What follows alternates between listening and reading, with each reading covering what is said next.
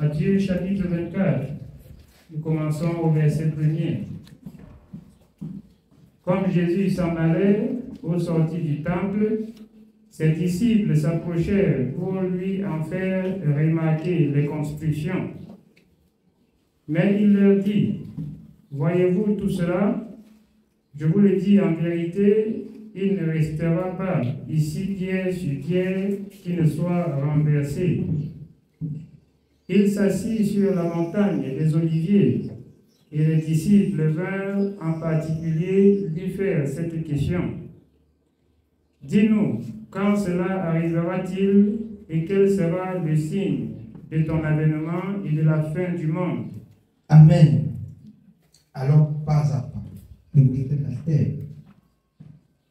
les disciples, voyant le temple de Jérusalem bâti, une belle temple, à la fin, que deviendra ce temple? Jésus, il ne restera ici rien qu'elle ne soit détruit. Il va vers la montagne des Oliviers pour prier. Les disciples viennent en particulier lui demander, dis-nous au juste ce qui doit arriver. Je vous dis, parce que les disciples n'étaient pas avec lui dans Jean 4 où il parlait à la femme samaritaine, ou parce que les disciples, je ne sais pas si ce n'était pas encore écrit, n'avaient pas lu cela. Donc vous pouvez prendre Jean 4, verset 20 au verset 24.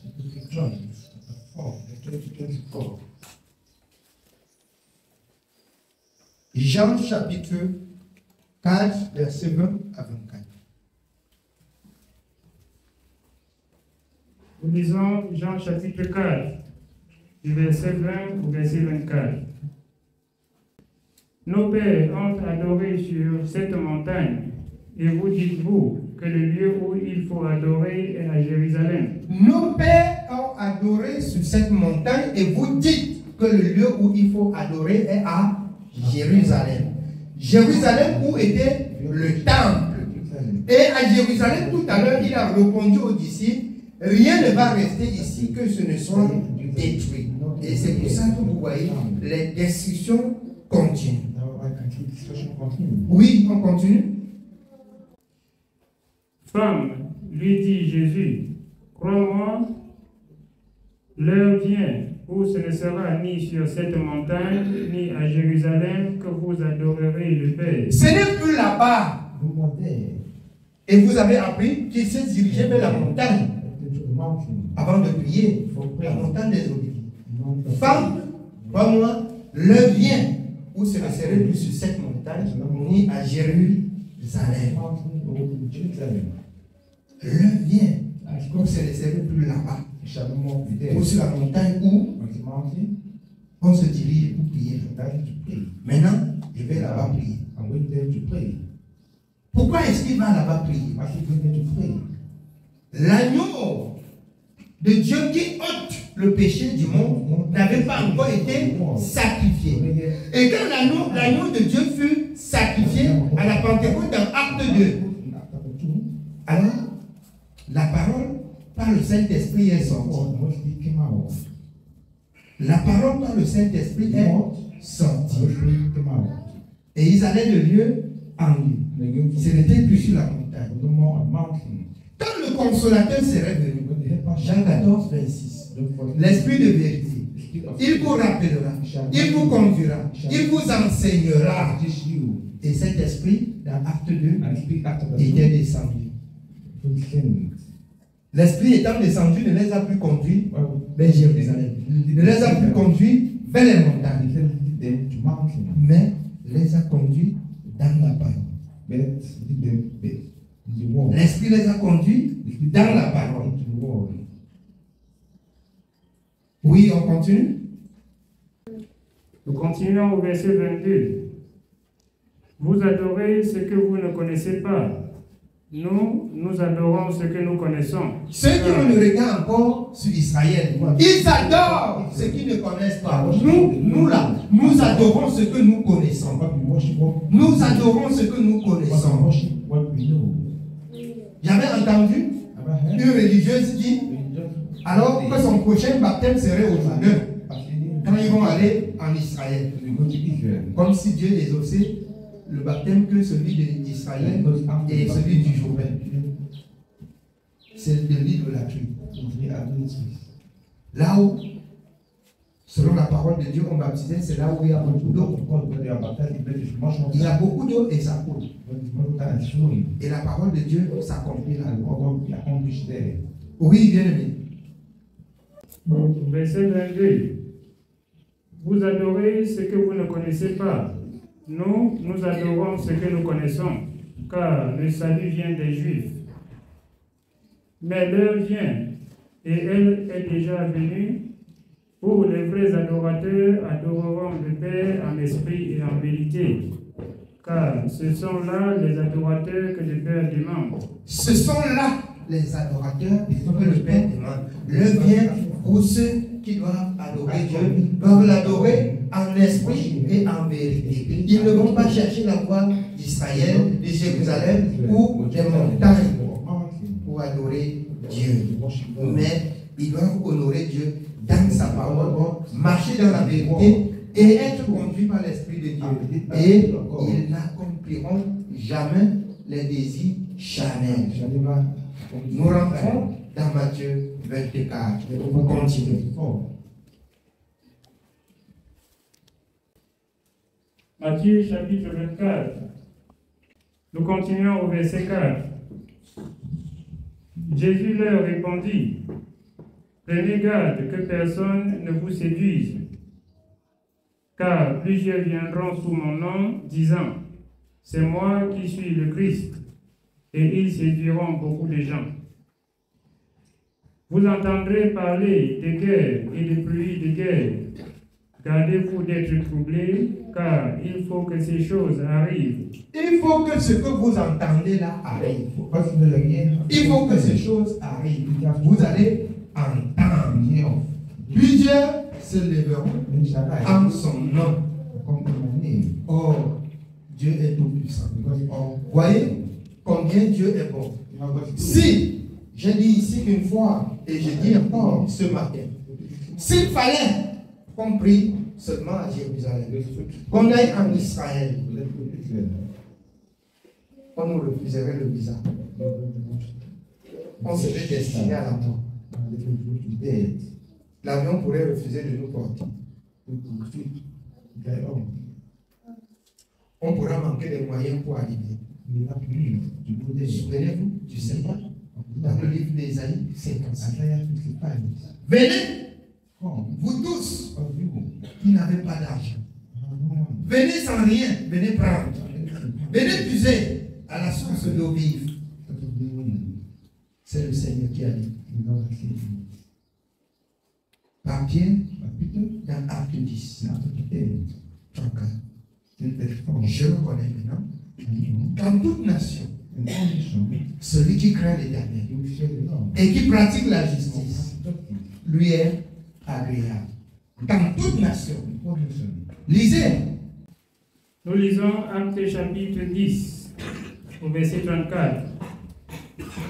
Alors Pierre, ouvrant la bouche, dit, en vérité, je reconnais que Dieu ne fait point exception de personne, mais qu'en toute nation, celui qui le craint et qui pratique la justice lui est agréable. Alors, en vérité, selon la parole du Seigneur, je reconnais, a dit Pierre, qu'en toute nation, celui qui le craint, celui qui pratique la justice, lui est agréable. Ce ne serait plus en Israël, ce ne serait plus sur les montagnes. On ira là chercher à craindre Dieu là-bas. Crains Dieu où tu te trouves. Mets en pratique sa parole. On dit qu'il a détruit Israël. Là-bas, c'est le lieu là qui va entrer dans le ciel. Non. Je ne crois pas. Je ne crois pas. Je vous ai dit dans Jean 1. Il est venu chez les siens, les siens ne l'ont point reçu. Ah, certainement, je ne sais pas s'il avait reçu, certainement nous tous on serait montés. Mais comme ils ne l'ont pas reçu, en quelque lieu que ce soit, plus qu'il est Dieu, il crée un autre espace ailleurs pour recevoir ceux qui viendront à lui.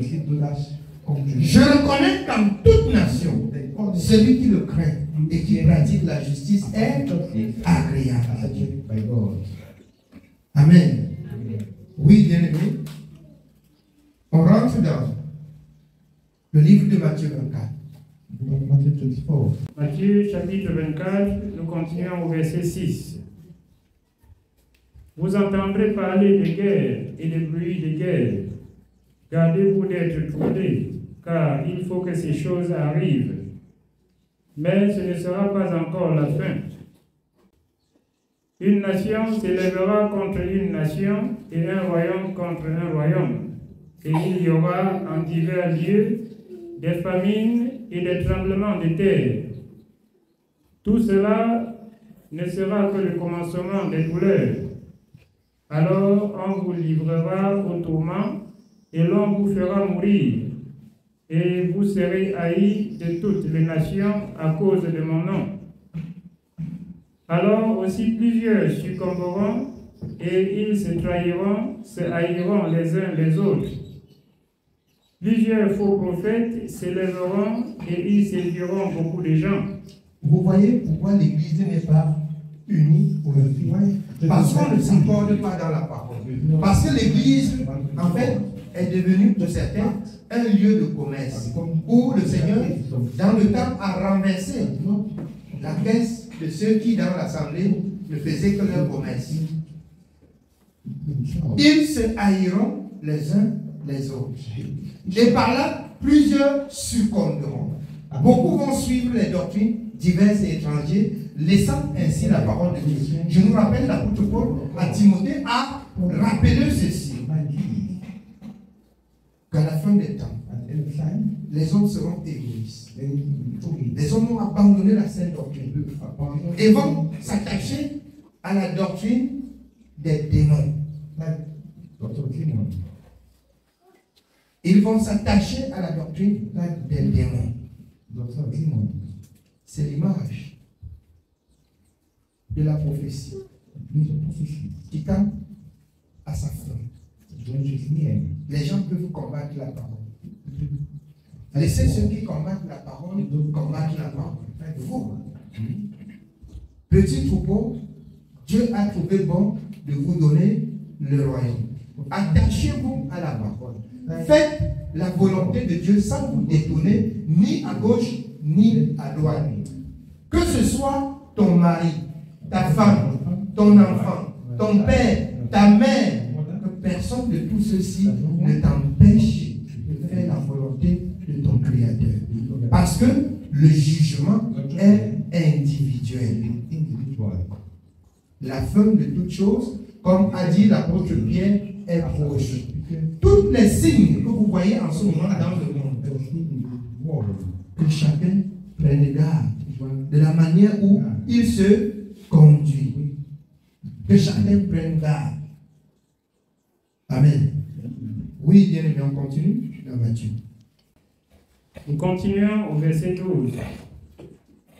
Et parce que l'iniquité se sera accrue, la charité du plus grand nombre se refroidira. Parce que l'iniquité se sera accrue, que le péché est plein, que le péché est devenu la forme de la vie, que le péché a rempli le monde.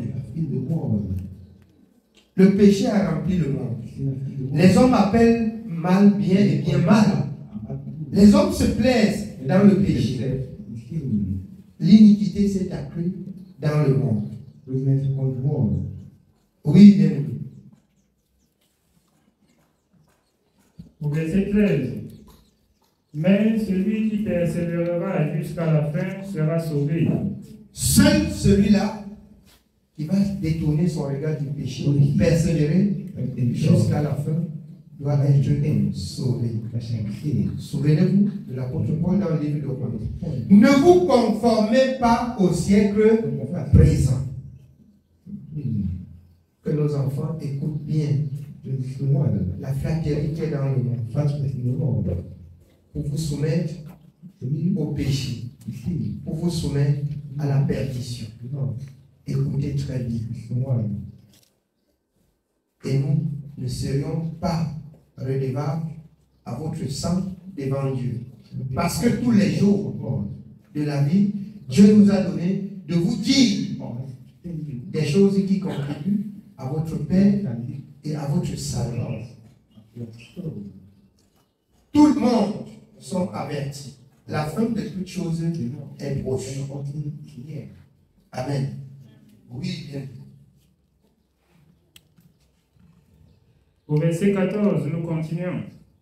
Cette bonne nouvelle du royaume sera prêchée dans le monde entier pour servir de témoignage à toutes les nations. Alors viendra la fin. Cette bonne nouvelle sera prêchée par tout le monde. Nous rendons grâce à Dieu parce que plus ou moins, c'est prêché. C'est prêché. Par la sagesse que Dieu a donnée au monde, ce que nous disons dans toutes les extrémités du monde, c'est en train d'être écouté. Ne rejette que ceux qui ne sont pas de Dieu. Jean 8, 45. Ceux qui sont de Dieu écoutent les paroles de Dieu. Amen. On continue. Nous continuons au verset 15. C'est pourquoi, lorsque vous verrez l'abomination de la désolation dont a parlé le prophète Daniel établi en lieu saint, que celui qui lit fasse attention. Nous avons lu le prophète Daniel l'autre jour, c'est pas ça? C'est pourquoi, quand vous allez voir les abominations établies dans le lieu saint, quel était le lieu saint? L'Église, le peuple de Dieu. L'Église aujourd'hui est devenue le temple des idoles. L'Église aujourd'hui est devenue le centre de l'homosexualité. L'Église aujourd'hui est devenue la risée du monde. L'Église, là où Dieu se fait un peu, est devenu le cible où il faut détruire. Ce sont des abominations. Ce sont des signes de la fin des temps. Donc, la fin de toutes choses est proche. Quand vous comprenez qu'Israël est détruit, alors, quand vous comprenez les abominations qui se font dans le monde, vous pouvez comprendre que la fin de toutes choses est proche. Oui, bien aimé. Nous sommes au verset 16. Alors que ceux qui seront en Judée fuient dans les montagnes, que celui qui sera sur le toit ne descende pas pour prendre ce qui est dans sa maison, et que celui qui sera dans les champs ne retourne pas en arrière pour prendre son manteau. Malheur aux femmes qui seront enceintes et à celles qui allaiteront en ces jours-là. Priez pour que votre fuite n'arrive pas en hiver, ni un jour de sabbat. Beaucoup m'ont posé la question à savoir si les femmes sont enceintes. La malédiction est pour ceux qui ne craignent pas Dieu. Les femmes qui seront enceintes et qui craignent Dieu, et que Dieu va les trouver dans la justice, ils n'ont pas le problème. Malheur à celles qui seront enceintes pour le monde de la destruction. Amen. La nature elle-même vous enseigne dans le monde. Quand une femme meurt avec la grossesse, c'est quoi? On dit c'est quoi? La malédiction. Il y a plusieurs rites dans le monde qu'on va faire. C'est pas ça? Donc vous comprenez, c'est pas pour Dieu. Et selon Dieu, dans le livre d'Ésaïe, la femme, alors, elle peut éprouver des douleurs, mais avant que les douleurs demeurent, qu'elle a un enfant. Donc la malédiction n'est pas pour ceux qui craignent Dieu.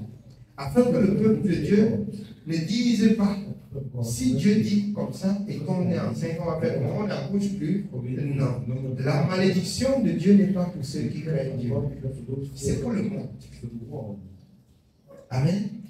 Donc, que les femmes qui craignent Dieu, puisque c'est Dieu qui a dit, accouchez et remplissez la terre, accouchez. Amen. Oui, bien aimé, on continue. Au verset 21, nous continuons. Car alors la détresse sera si grande qu'il n'y en a point eu de pareil depuis le commencement du monde jusqu'à présent, et qu'il n'y en aura jamais. Et si ces jours n'étaient abrégés, personne ne serait sauvé. Mais à cause des élus, ces jours seront abrégés. Vous voyez comment, et pas comment Dieu a abrégé ce jour. Pas des signes que vous voyez aujourd'hui qu'elle s'attend. Afin que ceux qui craignent Dieu redoublent de vigilance et craignent Dieu. Les jours sont abrégés. Les signes s'accomplissent. Mais pour le monde qui ne craint pas Dieu, ils ne voient pas cela. Ils n'apprennent pas cela. Ils ne comprennent pas cela. Mais vous, qui avez eu la grâce d'entendre Dieu parler, lisons non pour voir que ce qui arrive là, c'est ce qui est écrit. Lisons, exhortons-nous, méditons. Amen. Oui, bien. Au verset 23, si quelqu'un vous dit alors, le Christ est ici, ou il est là, ne le croyez pas. Bien-aimé, quoi? Si quelqu'un vous dit, Christ est là-bas, il fait le miracle au Nigeria, il fait le miracle au Ghana, il fait le miracle à Yaoundé, il fait le miracle aux États-Unis. Il dit ici, ne le croyez pas. Parce qu'en fait, vous avez appris dans Jean 4 tout à l'heure, quand Christ lui-même disait à la femme samaritaine, l'heure vient où les vrais adorateurs adoreront le Père en esprit et en vérité. Ce ne serait plus sur un endroit indiqué. Vous avez appris dans Acte 10 à 34 par l'apôtre Pierre qui dit, je reconnais qu'en toute nation, celui qui craint, celui qui pratique la justice, Dieu est avec lui, est agréable à Dieu. Donc, c'est hors de question qu'on vous dise, vous qui croyez, le Christ, on a dit qu'il est à Monabéry, on a dit qu'il est à l'ouest, on a dit qu'il est au sud, on a dit qu'il est au nord. Ne le croyez pas. Dieu est esprit. Ceux qui marchent dans la vérité, ceux qui marchent dans la vérité, ceux qui marchent selon sa parole, sa parole aussi a parvenu jusqu'à nous. Nous n'avons plus besoin de chercher. C'est lui. Et nous la cherchons la connaissance pour mieux le servir. Et non là où il se trouve. Parce que là où il se trouve, il a dit lui-même qui viendra nous prendre. La seule chose que nous devions faire, c'est de nous trouver justes. Si nous marchons selon sa parole, quand il reviendra, ce n'est pas quelqu'un du monde qui va te rappeler que ton Créateur, c'est que tu as appris de lui, tu verras que c'est ça qui va arriver. Ce n'est pas quelqu'un qui va te dire qu'il est là. Si tu crains sa parole, si tu fais sa volonté, tu n'as pas besoin que quelqu'un du monde dise qu'il est là. Parce qu'il y aurait, avant ce temps, avant son arrivée, de miracles mensonges. Au moins, ou s'il était possible de séduire les saints, ce miracle séduirait les saints. Et vous voyez, aujourd'hui, l'église, quand on parle d'un pasteur fort, c'est le pasteur là qui arrive à entasser les foules et à faire le théâtre au lit. Parce que j'appelle ça théâtre. Et on rit. Les vrais adorateurs adoreront le Père en esprit et en vérité. L'esprit, c'est que 2 Corinthiens 3:17. Car là où il y a l'esprit du Seigneur, là est la liberté. En esprit et en vérité, la vérité reste écrite dans la parole. Si quelqu'un vous parle selon la vérité, que ce soit dans la parole, que ce soit pour la parole, que ce soit selon la parole, afin que le peuple de Dieu ne soit plus ignorant. Amen. Oui, bien-aimé. Nous continuons au verset 24. Car il s'élèvera de faux Christ et de faux prophètes. Ils feront de grands prodiges et des miracles au point de séduire, s'il était possible, même les élus. Les élus qui ne cherchent que des miracles et qui laissent la parole de Dieu. D'abord, un élu ne peut pas chercher le miracle. Un élu ne peut pas laisser la parole de Dieu. S'il est possible, les élus sont ceux qui sont sauvés. Déjà les élus. Ils ne doivent séduire que ceux qui recherchent les miracles et qui recherchent les bénédictions. La bénédiction est attachée à l'obéissance. La bénédiction est attachée à l'obéissance de la parole. Il est hors de question que les enfants de Dieu s'élèvent pour chercher les bénédictions. Les enfants de Dieu doivent rechercher, s'adapter à l'obéissance de la parole. Et la bénédiction, automatiquement, reste attachée sur les enfants de Dieu. Amen. Oui, bien aimé. Au verset 25. Voici, je vous l'ai annoncé d'avance. Si donc on vous dit, voici, il est dans le désert, n'y allez pas. Voici, il est dans les chambres, ne le croyez pas. Car, comme déclare pas de l'Orient et se montre jusqu'en Occident, ainsi sera l'avènement du Fils de l'homme. Amen. Il est dans les chambres. Il est dans des maisons. Alors, aujourd'hui, c'est là où beaucoup de personnes tombent. Je vais aller rencontrer l'homme de Dieu. Je vais aller entrer dans le temple des idoles. Le temple des magiciens. Le temple de la sorcellerie. En quelque lieu que ce soit. Où on vous parle de Dieu. Selon la vérité. Selon sa parole. Là, Dieu est là. Il dit 2 ou 3 personnes qui s'assemblent en son nom, selon sa parole, il est au milieu d'eux. Amen. Oui, bien. Nous sommes au verset 28. En quelque lieu que soit le cadavre, là s'assembleront les aigles.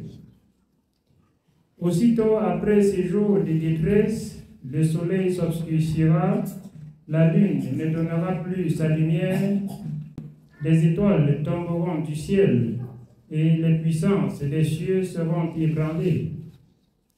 Alors le signe du Fils de l'homme paraîtra dans le ciel. Toutes les tribus de la terre se lamenteront, et elles verront le Fils de l'homme venant sur les nuées du ciel avec puissance et une grande gloire. Il enverra ses anges avec la trompette retentissante, et ils rassembleront ses élus des 4 vents, depuis une extrémité des cieux jusqu'à l'autre. C'est lui qui rassemble ses élus. C'est lui, là, lui Jésus-Christ, qui rassemble de toutes les 4 vents. Et il les ramène à lui. Vous chantez souvent, soyons prêts, soyons prêts. Le prêt, je ne sais pas si vous comprenez ce que vous chantez. On est prêt. Comment? Ça veut dire que le péché ne nous séduise pas.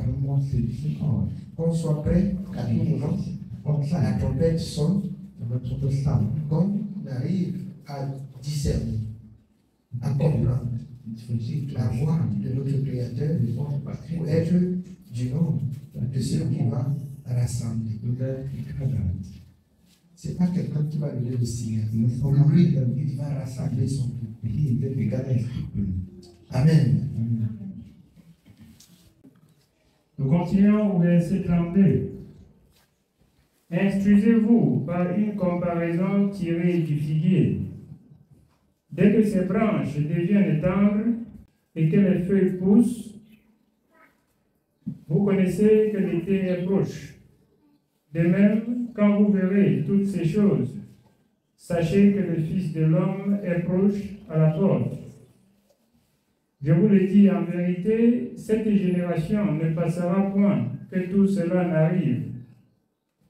Le ciel et la terre passeront, mais mes paroles ne passeront point. Pour ce qui est du jour et de l'heure, personne ne le sait, ni les anges des cieux, ni le Fils, mais le Père seul. Ce qui arriva du temps de Noé arrivera de même à l'avènement du Fils de l'homme.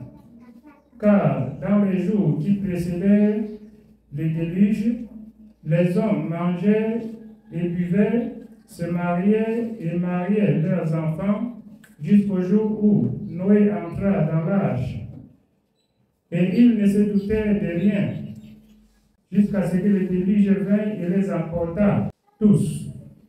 Il en sera de même à l'avènement du Fils de l'homme. Alors, des deux hommes qui seront dans un champ, l'un sera pris et l'autre laissé. Des deux femmes qui mourront à la meule, une sera prise et l'autre laissée. Veillez donc, puisque vous ne savez pas quel jour votre Seigneur viendra. Sachez-le bien, si le maître de la maison savait à quelle veille de la nuit le voleur doit venir, il veillerait et ne laisserait pas percer sa maison. C'est pourquoi vous aussi, tenez-vous prêts, car le Fils de l'homme viendra à l'heure où vous n'y penserez pas. Quel est donc le serviteur fidèle et prudent que son maître a établi sur ces gens pour leur donner la nourriture au temps convenable?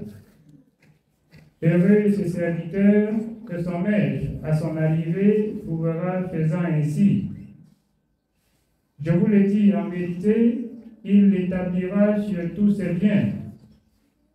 Mais si c'est un méchant serviteur qui dise en lui-même, mon maître tarde à venir, s'il se met à battre ses compagnons, s'il mange et boit avec les ivrognes, le maître de ses serviteurs viendra le jour où il ne s'y attend pas et à l'heure qu'il ne connaît pas.